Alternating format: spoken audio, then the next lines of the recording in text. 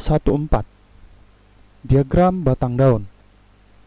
Diagram batang daun adalah suatu metode penyajian data statistik dalam kelompok batang dan kelompok daun dari suatu set data. Perhatikan contoh yang pertama. Contoh yang pertama, pengelompokan data dalam interval 10, yaitu 0 sampai 9, 10 sampai 19, dan seterusnya. Sajikan data berikut dalam diagram batang dan daun. Ini sudah ada datanya di sini. Keterangannya dari sini, lajur batang menyatakan angka puluhan di sini, lajur daun menyatakan angka satuan di sini. Berarti kita letakkan di sini puluhannya dan kita letakkan di sini satuannya. Kita cek dulu data yang disajikan di atas. Puluhan 0. Ya, artinya dia satuan saja. Puluhan 1 ada, puluhan 2 dan puluhan 3 itu kita sajikan di lajur batang. 0, 1, 2 dan 3. Ya, paling tinggi di sini ada 3. Kita mulai dari 0, kita isi daunnya. Berarti yang kita isi angka satuan. Kita mulai dari yang terkecil. Yang terkecil pertama 2, kita coret 2-nya, kita masukkan ke sini. Selanjutnya ada angka 7. Coret 7-nya, masukkan ke sini. Selanjutnya ada angka 8. Coret 8, masukkan. Ada 8 lagi, coret, masukkan. Ada lagi yang satuan 9, coret, masukkan ke sini.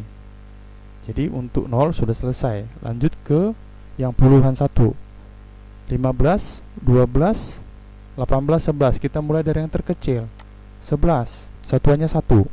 12, satuannya 2. 15, satuannya 5. 18, satuannya 8. Next, yang puluhannya 2. 25 dan 22. Kita mulai dari yang terkecil. 22, letak di sini 2. 25, coret 25-nya, letak satuannya 5. Kita masuk yang 3. Itu hanya 32 saja. Nah, jadi inilah yang dinamakan diagram batang daun yang skala 10. Contoh 2, pengelompokan data dalam interval 5, yaitu 0 sampai 4, 5 sampai 9, dan seterusnya. Sajikan data berikut dalam diagram batang dan daun, tapi skalanya 5. Lajur batang menyatakan angka puluhan, lajur daun menyatakan angka satuan. Di sini 0 pangkat 0 itu menyatakan 0 sampai 4. 0 pangkat 5 itu 5 sampai 9. 1 pangkat 0 itu 10 sampai 14, dan seterusnya. Kita cek dulu datanya. Berarti di sini ada datanya 0 sampai 4 ada, 5 sampai 9 ada, dan seterusnya. Kita mulai dari yang 0 pangkat 0, 0 pangkat 5, 1 pangkat 0, 1 pangkat 5, 2 pangkat 0, 2 pangkat 5. Karena yang tertinggi di sini adalah 28. 2 pangkat 5 itu nanti berarti mulai dari 25 sampai dengan 29. Kita mulai dari 0 pangkat 0, yaitu 0 sampai 4. Kita cek data kita di sini yang 0 sampai 4. Kita mulai dari yang terkecil. 2, coret. Masukkan di sini. Ada 2 lagi.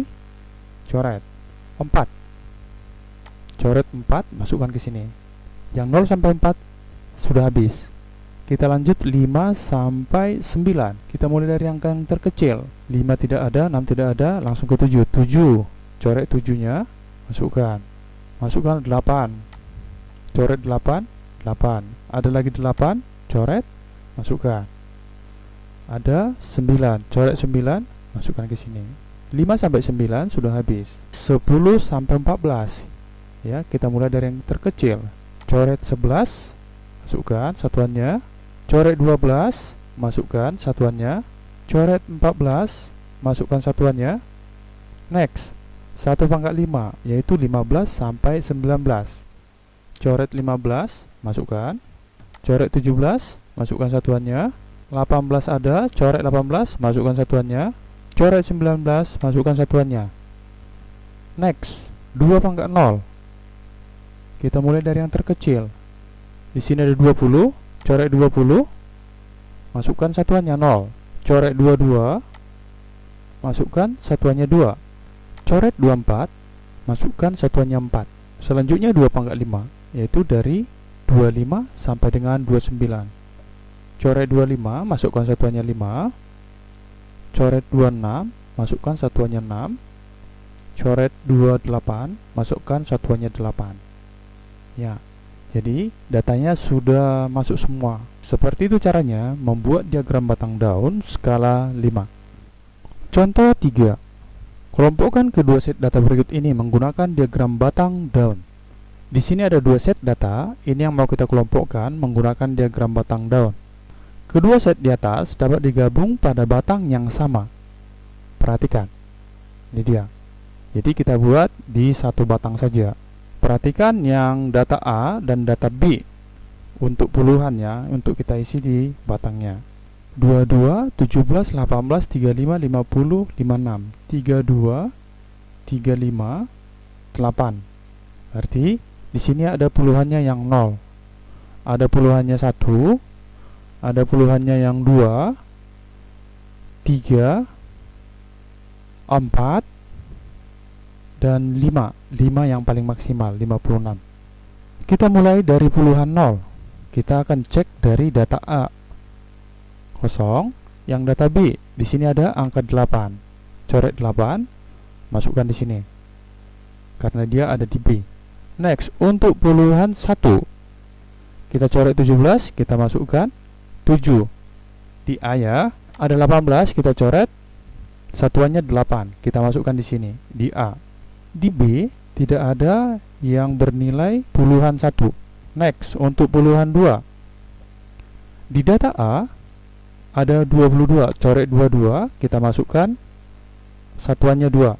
Yang satuannya 2 ada 24, kita masukkan satuannya 4. Untuk puluhan 3 di data A ada 35, coret, kita masukkan satuannya 5. Di data B ada 32, coret 32, masukkan 2. Ada juga 35, coret 35, masukkan 5. Untuk puluhan 4 di data A tidak ada. Di data B ada 2. Yang terkecil 41, coret 41, masukkan 1. Coret 49, masukkan 9. Yang terakhir yang puluhan 5. Di data A ada 50. Coret 50, masukkan satuannya 0. Coret 56, masukkan satuannya 6. Jadi ini dia contohnya jika kedua set digabung pada satu batang. 2. Distribusi frekuensi. Data-data statistik berupa numerik yang diperoleh dari hasil pengamatan pada umumnya masih berupa data kasar yang belum bisa memberikan informasi yang jelas tentang data tersebut. Agar data tersebut dapat memberikan informasi yang lebih banyak dan mudah dibaca, maka sebaiknya disusun secara berkelompok yang disebut distribusi frekuensi. Contoh yang pertama, data hasil pengukuran tinggi badan pemain sepak bola dalam sentimeter di Erlangga Football Club diperlihatkan pada tabel berikut. Ini di tabelnya. Ya, ini tinggi badan pemain. Buatlah tabel distribusi frekuensi dalam interval kelas 160 sampai 164, 165 sampai 169 dan seterusnya. Jadi di sini lebih mudah karena sudah langsung dibuat pada interval ini. Jadi tinggal kita susun. Kita jawab. Yang pertama, kita buat dulu diagram batang daunnya untuk mempermudah membuat tabel distribusi frekuensi. Ini dia, batang dan daun. Di batang ini kita buat puluhannya. Kita cek di sini puluhan yang paling kecil dan yang paling besar. Ya, yang paling kecil di sini 16, 160-an, yang paling besar 180-an. Ya. Berarti kalau dia intervalnya 160 sampai 164, itu bisa kita tuliskan menjadi 16 pangkat 0. Ya, 16 pangkat 5, 17 pangkat 5, 18 pangkat 0, karena itu yang paling tinggi. Kita mulai dari 16 yang berpangkat 0 di sini. Kita cek mulai dari yang paling kecil, 161. Coret 161, masukkan 1. 163, coret 163, masukkan satuannya 3, yang 16 pangkat 5. 166, coret 166-nya, masukkan satuannya 6. 166, coret, masukkan satuannya 6. 167, coret, masukkan satuannya 7. 167, coret, masukkan satuannya 7. 168, coret, masukkan angkanya 8. 168, masukkan satuannya 8. 169, coret, masukkan satuannya 9. Next, 17 pangkat 0, 170 sampai 174. Coret 170, satuannya 0. 171, satuannya 1. 172, satuannya 2. 172, satuannya 2. 172, satuannya 2. Selanjutnya 173, satuannya 3. 173, satuannya 3. 173, satuannya 3. Next, 174, satuannya 4.